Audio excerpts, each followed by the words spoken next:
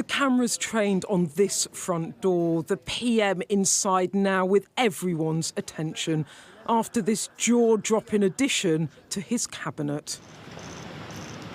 The former Prime Minister is back as Foreign Secretary.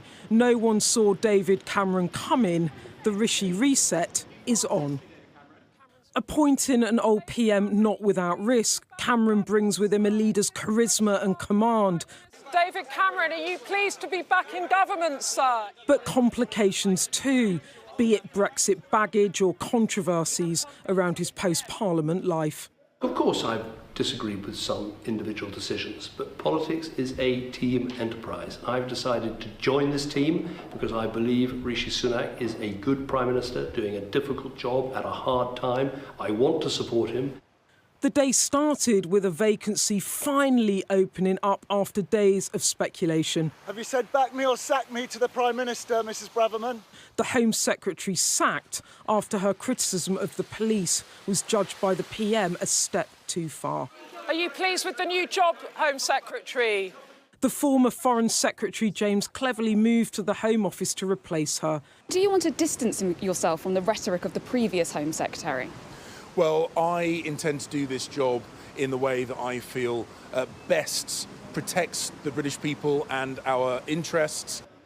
Also out to raise coffee, the former Deputy PM to Liz Truss, as Mr Sunak finally put together a cabinet in his own image. Victoria Atkins moved to the health brief, rising star Laura Trott, the Chief Secretary, to the Treasury.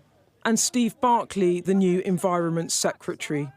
But even as Number 10 briefed this as a new start with new faces, criticism of the return of an old one.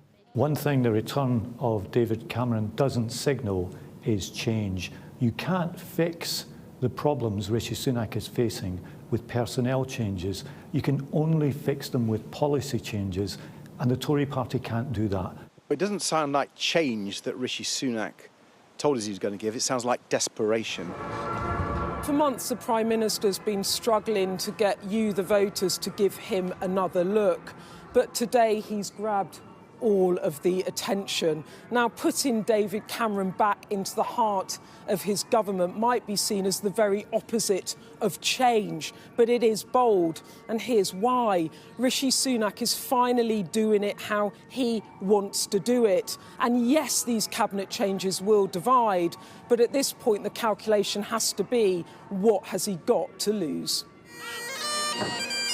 As he turned up in the City of London for a keynote foreign policy speech tonight, the PM keen to focus on work already done, be that on solving tensions in Northern Ireland over Brexit or supporting Ukraine. We've delivered one of the most significant years for British foreign policy in recent times. Challenges at home too. The PM faces the most significant political year of his life. At least now he does so with more confidence of a united cabinet, even as his aides acknowledge this reshuffle will deepen party divisions. A new-look cabinet for the country, an election on the horizon. Can they make it count? Beth Rigby, Sky News, Westminster.